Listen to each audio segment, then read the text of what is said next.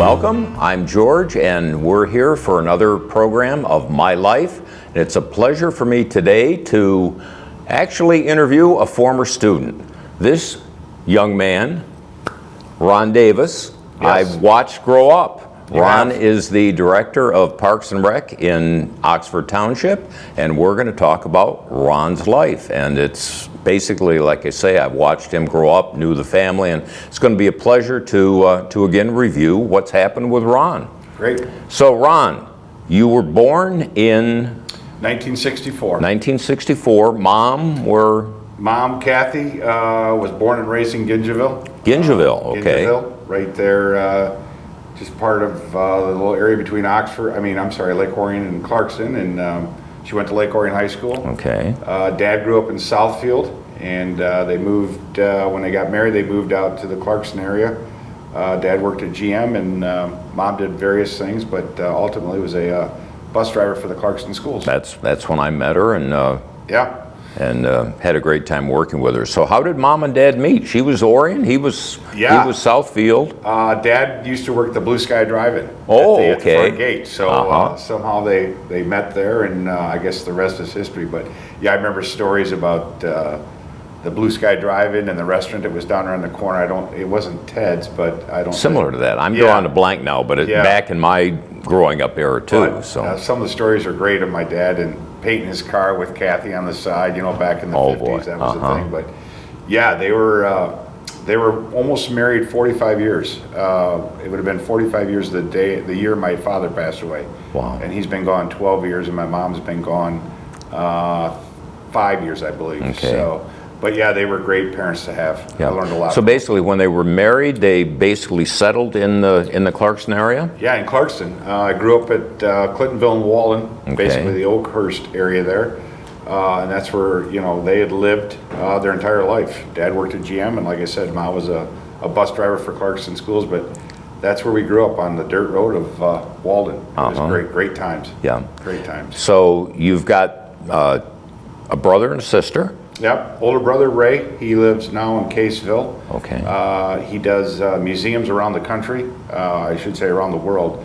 Everything from Guam to, he's got one in Seattle, Texas. He's always on the road. Sister Rhonda still lives in So Clarkston. museums, what do you do? Setting them up or? Design and building. He actually did the NBA museum, Hall of Fame museum. He's done everything from aquatic museums, something like a SeaWorld, Native American museums. So he does all kinds of different styles of museums around the world. So he's doing really well cool. for himself. And Rhonda, she still lives in Clarkston, in the house that we were all raised in. Wow. She's doing really well for herself. She works at Morgan Chase Bank, I believe it is. As a That's when I financial- saw her last as a Yeah. teller. Now she's advanced into. And more of the administrative end of it. Okay. So she's got 3 boys, and they're all doing well. So things are good. So growing up, you went to Clarkston schools. Clarkston Schools, Sashball, South Sashball Elementary, and then North Sashball Elementary from I believe it was grades 4 through 6, and then Sashball Junior Yeah. High, where I got to meet you. Yeah. And so you started out at Little South Sashball. It was just like I say, K1 and 2, and then any memorable teachers, any memorable experiences? I don't remember, but the school's gone now. But if I drive by there, I can still recollect going out and playing kickball or sitting in the sand playing trucks.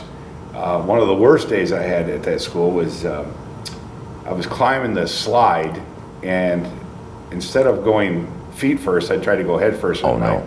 When I got up there, my right foot got hung up on the grab bars. Oh no. And back then, we didn't have playground safety. It was on asphalt. And I went over and I landed on my head, and I ended up getting 34 stitches. Oh, no. 24 on my nose and 10 in my head. And it was Ouch. terrible. Yeah. And you were just a little tight Yeah, I then. think I was in 2nd grade when that happened. So So I'll bet the slides out here are safe at the park. yeah, these are It nothing. wouldn't happen again. In our day, yeah. So, that's when we grew up.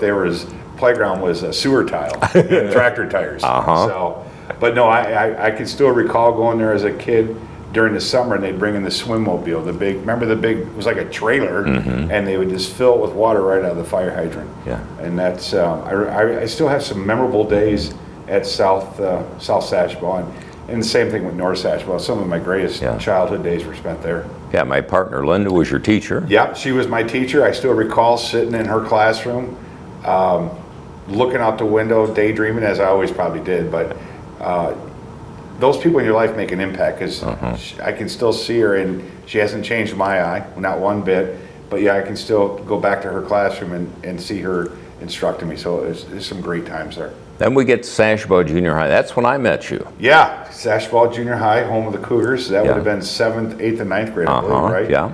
So those are some I was great your days. assistant principal. I don't think you were ever in the office. I would hope not. You know, with you knew my father. He spoke softly but carried a big stick. So Very much, and he was involved in the Chiefs football and other coaching. So he was around the schools, athletic boosters, all. Just family was very, very involved, very supportive. Very important. We didn't, you know, Dad worked at GM, Mom was a bus driver, like I said. So we didn't have a lot of money, but we were always actively involved. I mean, Dad was one of the founders or close to it on the Chiefs football program. We were always playing football and baseball and basketball. If there was something to be done, Mom and Dad had us in it. So, but my parents were really involved with the community, whether it was with us, even after we had grown up as adults and moved out, Dad still participated in the He was president of the Booster Club for years. Yeah, he was involved with everything. And that's, I guess, where I learned my passion to give back, you know, is from Mom and Dad. Because again, like I said, we didn't get to travel a lot, but we were always active and always happy and always as a family. So I learned a lot from them through that sense. And then you went to Clarkson High School? Clarkson High School, graduated in 1982, but still stay in contact with some of my friends that I played football with and wrestled with. Great times. I look back now, I thought it was the toughest time of my life, but how easy it seemed back then or now. But now it was a great experience in my life. You know, the teachers and preparing you for life, and you really don't know what you want to do at that age. And I still didn't, but So you said right after high school in '82, you worked, had various jobs for 4 years before you went to Central. So you even had some Parks and Rec experience. You worked in Independence Township Parks and Rec, helping them out. Yeah, those 4 years between '82 and '86, I wasn't sure what I was going to do, so I was working in a steel factory down in Detroit for a couple of years, and that wasn't working out. And then I was a garbage man for I think 2 days. That was the worst. And then I was fortunate to get a job with Clarkson Schools as a custodian at Bailey Lake Elementary, and you know, I was pretty happy with it. But at that time, my brother Ray was at Central, and I went up and visited, and I'm like, man, I'd really like to come here. And it struck me one night, a teacher at Bailey Lake Elementary, Sally Seaman, said to me one night, she's like, Ron, is this what you want to do the rest of your life? And she made me think, and I'm like, no, this isn't. She's like, you need to get to school. And that's how it all started. That's I went cool. back to OCC. That's cool. I think I applied, it's like the movie Rudy. I think it was my third application process at CMU that I finally got accepted. So when I went to Central, I was 23 years old. Yeah. You know. But you had experiences, so when you got there, you were serious about what you were doing. Absolutely. Degree was in? Degree was in Community Recreation and Parks Administration with a Sports Studies minor. And from there, you graduated and went to, you said initially in Independence Township. I did my internship there at Independence, so I went back home, was fortunate enough to do my internship there. They hired me after my internship. I worked there for another year and then went to the city of Southfield Parks and Rec for 4 years and ran their ice arena, their pool, and all their sports. And during that time, you met your wife? Met my wife. I met her at Central. She was a Spartan. So that's the only Spartan I really care for. Well, come on. That was you got one here too. That was one of my dad's lines. He said, "You're the only Spartan I really like, Michelle." But yeah, I met her while at college, and we got married in '92 and settled right out here in Oxford. I mean, this was home to me while working in Southfield. And then September 11th, 1995, you applied and you did what in I got the job. I saw a posting for the director. The Parks and Rec field is so small. I knew that the previous director, Mark Brochu, had accepted a job in Port Huron. So I applied, and again, the field is so small. I knew who I was going against, other assistant directors from the state and directors. And I remember my wife's like, just apply. And I'm like, Michelle, there's no way I have a chance at this. So I applied and went through the interviewing process, and the rest is history. I was hired and started September 11th of 1995. Wow. So as we did the math, you're 24, starting 25. Yeah, starting 25. So And you're still a young kid. I am well. You know, Relatively. I'll be 55 this year. So, but it's been a great ride for me as a person and my family, and professionally, it's more than I could ever expected. Right, right. So let's talk about family. You initially said you lived in Lake Orion, but then you found the house in Oxford, and that's when you raised your family. Yeah, my wife and I, we were blessed with three beautiful children. Sarah, who is 25, she currently works at Troy Parks and Recreation Department. Okay. She's a CMU grad. She went there and got a degree in community recreation, following Dad's footsteps. She was involved in athletics in Oxford too, wasn't she? Yeah, all three of our kids were really involved with athletics. Sarah played basketball and she did track. Our middle daughter, Shelby, who's 24, she ended up going to Albion and playing basketball in college. She got a BA in biochemistry from Albion, and now she's doing her PhD at Wayne State to be a pharmacist. So she's doing fantastic. And then Seth, he graduated from Oxford and he went to Western for a year. And Seth was Zoomer. Yeah, that's what we called him, Zoomer. He's a character. So, but all three of our kids, you know, I couldn't be happier as a father, and I know my wife, Michelle.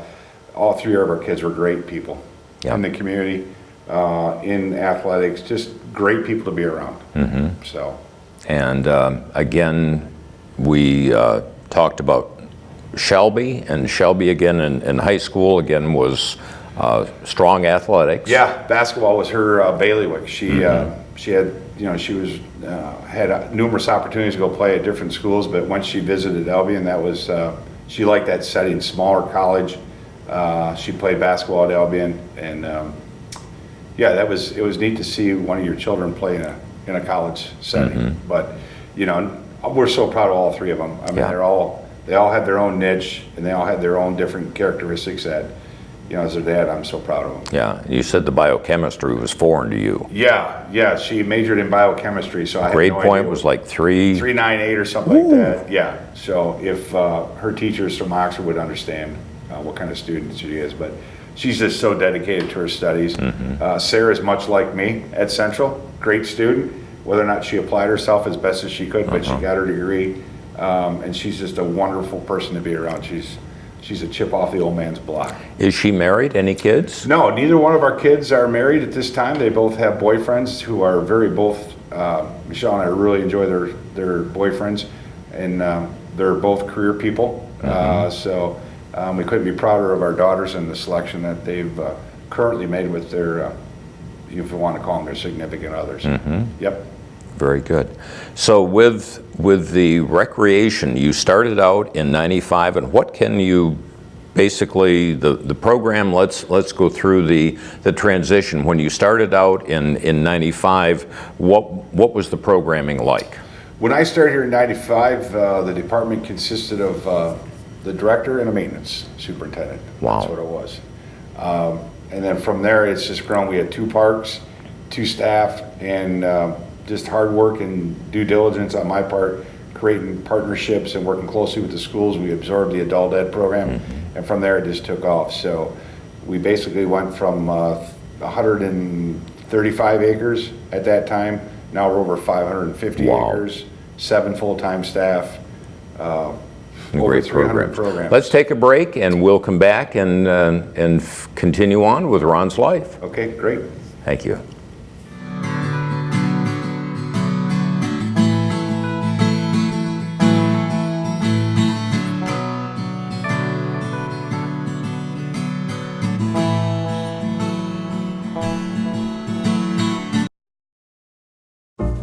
We here at OCTV cover the local events and government meetings of Oxford, Addison, and Leonard.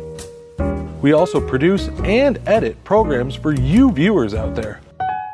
With the leadership of our station manager, Bill Service, we have been a very successful team, winning awards from the state of Michigan for Best Electronic Media, giving attention to our local veterans. We also won awards for excellence in directing and educational programs. With the help of our great new equipment and our technical directors, we write, produce, and broadcast our local news for you. Without our production manager, Terry Stiles, our channel and station wouldn't be the well-oiled machine it is today. She coordinates the editing assignments and shoot schedule with our editors and camera people. OCTV and its communities make a great team. Welcome back for part 2 with Ron Davis, My Life. It's a pleasure talking with Ron. We've reminisced a bit of the good old days when I first met Ron at Sashba Junior High, and at the time that we had the break, we were talking about the job here that you got in '95. Parks and Rec, you said, was basically you and an assistant and a custodian and very small acreage, and now you've expanded up to, you said 7 people? Yeah, we've got 7 full-time, over 550 acres of parkland, so that Wow. encompasses 4 parks. But I'll never forget the first day I started here. Our offices were located at the Oxford Elementary on Pontiac Street. That was my Parks and Rec office. Now you have to keep in mind I came from the city of Southfield, where the staff administratively was probably 7, just administration, and then the maintenance was probably 20. Wow. So I remember starting there that day and coming out to Seymour to meet my maintenance crew, and I pulled in to our current maintenance, where our office is now. That wasn't the maintenance garage, and I met Bud Hansen. He was my full-time maintenance guy, and at that time Bud was probably 50, probably close to 60. He was quite old, and You could run a mower though. yeah, well, Line fields. all we had was a mower, a John Deere, a Ford tractor, and they had a Cushman trike. Remember the old utility trucks? And you had to push it down the hill at Seymour to get it going. That's all they had for equipment. And I'm coming from Southfield, where they had every piece of equipment you could think of. And I'm thinking to myself, oh my gosh, what have I gotten myself into? So they had a Ford tractor with a flail mower, and they had a Cushman that you had to push down the hill. And the first purchase I made as the director, believe it or not, was a fertilizer that you hooked on the back of the tractor. It was just amazing. Just what I thought I was walking into to what I walked into was amazing. And I remember from a program standpoint, the late Elise Prince, she has passed on, but she was one of the commissioners that hired me. And her goal was to get me to put baseball pants on the girls softball team. That's all she wanted. Ron, figure out how we can make that happen. And I did. But it was just funny coming from Southfield, where money wasn't an object, coming here where funding was low. You had to become creative. And that's why I said go out and start creating those partnerships, which I did. And I don't mean to toot my own horn, but it took a lot of work to get Well, the you've community. you've got the personality to approach people and build those relationships. So you're kind of a natural with that. And that's something I learned from my dad. It's okay to say you're going to do something, but you got to do it. You got to put your money where your mouth is, and I've done that. Whether it's in the development of our programs or in the development of our parks, the only way people are going to trust you is you have to earn their trust, and we did that. Promises made, promises kept. Yeah, so that's how the park system really took off. So it was me and Bud, and I had a couple volunteers, and then, like I said, we had a great relationship with the schools. They wanted to get out of the enrichment programs, so we took those over, which opened up a lot of doors to us, whether it was doing the non-active recreation like ballet, dance, tai chi, karate, and from that it just started spinning out of control. I started implementing special events like Bunny Bonanza, Breakfast with Santa, Jack-O-Lantern Jamboree, and as we did that, the community just couldn't get enough of it, which built support, which builds more partnerships and funding, and it just took off. And like I said, now we're up to 7 people. We still could use more maintenance guys. We have 3 full-time maintenance guys, but we're maintaining. So the park here at Seymour Lake, was that property part of the rec program back 25 years ago? It was 125 acres at that time. It had the 4 front softball fields, the 4 tennis courts, the 4 baseball fields, and the Smith silo. That's all it was here. So over that 24-year period now, we've built Kids Kingdom, which was a community built where we raised the money, actually came out as a community and built it. The sled hill up front was from that dirt came from the Kroger store. The splash pad was a grant that I wrote through the Kellogg Foundation. The sand volleyball courts came from Callaway's. When they bought that, Gary wanted to get rid of the sand volleyball courts. We snatched those up. The disc golf course was sponsored by Devil's Ridge. The smaller Premier Soccer Field, Lake Villa Mobile Home Center, that was Greg Christopher. That was a donation on his part to land balance that. Stornlock put the irrigation in for us. The larger soccer field was done on a trust fund grant through the DNR. So again, those relationships, the partnerships, it's what's made things happen. Yeah, it's just taken off. And then I got to know Roy Harris, the farmer who abutted the property to the back off of Coates Road, and Tom Patch. We ended up buying Tom's farm from him, acquiring that 10 acres, and then we approached Roy Harris, and he sold us the other 14 acres. So we're up to 139 acres here now. So. And it's a treasure. It is. It's amazing. The asset for the community. Yeah. It's just. You know, I tell people, if you don't think Parks and Rec are important, you come out here any night between May and August, and there'll be 2,500 people in this park every night, whether it's softball, baseball, disc golf, splash pad, Kids Kingdom, tennis. It is like the hub of our community on a summer night. One of the things that I admired about Oxford, and again, living in another community nearby, is that your community, with probably your leadership, decided upon a designated millage.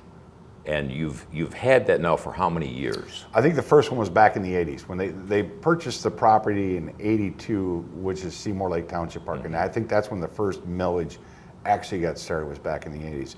But we bought the township bought their first park in 1900. They bought Stony Lake from Sarah Brab in 1900 for $1,400. Wow. So, you know, recreation in the community of Oxford has always played an integral part of life. Mm-hmm. But your operational millage came about in 1982, and that is funds that helps us operate the park. Everything from buying supplies for the athletic facilities to paying my salary to paying heat, electricity, insurance. It's an operational millage. We're not out of the general fund. Right. So without that operational millage, and that's what's coming up. You've got that renewal, and crossing our fingers August that's 6th. going to happen. Yep. And if that doesn't pass, our funding is done December of this year, 2019. Wow. So it's crucial. It's not if it passes, but it has to pass. Otherwise, we don't have a park system. Yeah. You'll have parks, but you won't have a staff to maintain You'll them. have the fields, but nobody to. No maintain. The gate will be locked. Right. No programs, no special events. So, you know, we got to have the millage to survive. Yeah. So the program has evolved again. You've got seven people, and summertime with all the extra help, you've got to have payroll. How many people do you employ peak summertime? I think probably over 50 through the summer. You know, that's another thing people don't think of. We are an employer of our local kids. You know, whether they're splash pad attendants, umpires, soccer officials, summer camp staff, maintenance staff. You know, a lot of kids rely on us for summer employment. So, believe it or not, we're just as busy in the winter as in the summer. Not as, you know, as a maintenance end, but as far as programming, we're year round. It's a Some people think it's just bats and balls. It's a year-round Because soccer, thing. again, is spring and fall. Soccer is something that 30 years ago we weren't talking about, but soccer now is... Soccer is huge here. Yeah. I think we have over 500 kids in our program. Now we're being asked to start lacrosse, so it's like, where do you find room for all these people? And, you know, we're always looking to take on new programs and doing the best we can. My philosophy is there's one person in the community looking for a specific program, somebody else wants that program, so let's offer it. So we've done some crazy things in the past. We've had a corn maze for Halloween one year. We used to roll pumpkins down North Oxford Road. We've done some the marshmallow drop here. We still do that, but we've done some zany programs here just to get people out, get them active, and be families. So, we're proud of it. What does Ron do away from work? I love spending time. We have two places up north, a little town called Millersburg. Where's that? It's about 45 miles northwest of Alpena. Okay. Yeah, so Mom and Dad bought some property up there in 68, started building a cabin in 70. And that's been up there. And just before, ironically, before my mom passed, we had looked at a house just down the road, a mile down the road on the lake. And after she passed away, we ended up buying this lake house. So now I have two houses a mile apart up north, but that's where we love to go. We go there every Friday, my wife and I, and the kids love going there. It's our place away. Just it's great. It's out in the middle of nowhere, no phone service. Yeah. I can go out and just kind of decompress, and so I love going there. I love hunting. I love fishing. As a kid, my dad involved us in everything: hunting, fishing, trapping, whatever we could do. So I'm definitely an outdoors person. Love being outside, whatever it is. Yeah. So, hey, again, in town hobbies, or is it mainly, again, I've seen you at different things, but it was, like I say, at the restaurants with coworkers and things like that. Are there any things you and your wife do? Or you mentioned church and family. Church is important to us and family. After Seth's accident, we really got close to our faith. I've been involved with community civic clubs, and we attend church at St. Joe's, or we'll attend church at St. Paul's up north. But just community-based programs. I was involved with the Blue Turf Field. Okay. Yeah, I helped with that. I've helped with a lot of the special events. I'm just the kind of person, if you call me and you need something for the community, I'm there to help you out. And that's how I got involved with the turf field. But again, that's your dad. That's how I was. My dad's like, you got to do something in life. Leave something behind. You don't have to leave your name, which I'm proud. I followed my dad's footsteps. You go in any of our park facilities, you won't see my name on any of the plaques or anything. And that's something I learned from my dad. You don't have to leave your name to leave something. Just leave something for somebody else. And that's why I got involved with like the turf field and some other school projects, whether it was the school fairs or some other active nonprofit. If we're raising funds for families, that's just I think that's what we're supposed to do as people of our communities, to get involved and help others. So, yep. So, very good. And we talked about, you've talked about your faith. You were talking about Seth's accident. Seth, again, graduated in? Oh, boy. He was 20 when he passed away. Okay. So, well, you're going to be... no, we don't need a year, but basically graduated from Oxford High School. And you said he went to Western for a year. Went to Western for a year, and was just trying to find what he wanted to go into. And he was, my dad was in the Army. Dad was a military guy, and Seth had come to that point in his life where he wanted to go serve his country. He had, school wasn't for him, so he enlisted, went down, signed up, and he was supposed to go in as an Army scout 12 days after his hunting accident. Wow. Yeah, so we lost Seth on October 30th of 2017. 2017. Yeah. So that's still relatively He was coming 20 years up on old. a second year. Yeah, it's So been a it's struggle. less than 2 years then. Yeah, less than 2 years. It'll be 2 years this October 30th. He was wonderful. He was my best friend. He was a great We did kid. so much together. You We said did a lot. The You common know. things, the hunting and the sports. And Seth, one of my friends made a good analogy about Seth. Seth was the kind of guy, if you were in Grand Rapids, you called Seth at 2 a.m, you had a flat tire, he'd have drove over there to help you out. That's just the kind of guy he was. So that makes me feel good, because that's the kind of stuff I try to teach him that I learned from my parents. So, Michelle and I and Sarah and Shelby, we miss him every day, but we know he's with us, and we're going to see him again. Yeah. And everything's going to be okay. and it puts life in a different focus for you, though. It really does. It really does. Yeah. You mentioned something you put on your wrist. Yeah, I've got a tattoo here. It just says Zoomer. That's what we called him. It's got some turkey tracks and deer tracks. It says my little buddy. Yeah, that's what I called him, my little buddy, even though he was bigger than I was. But Bigger, honestly? Yeah, he was about 6'5", and he had really slimmed down to go into the service. Wow. So, yeah, he was a pretty good sized lad. Neat. Yeah. Let's take a bit of a break, and we'll come back and continue on with Seth and see where it Okay. takes us. Great. Thanks, Ron.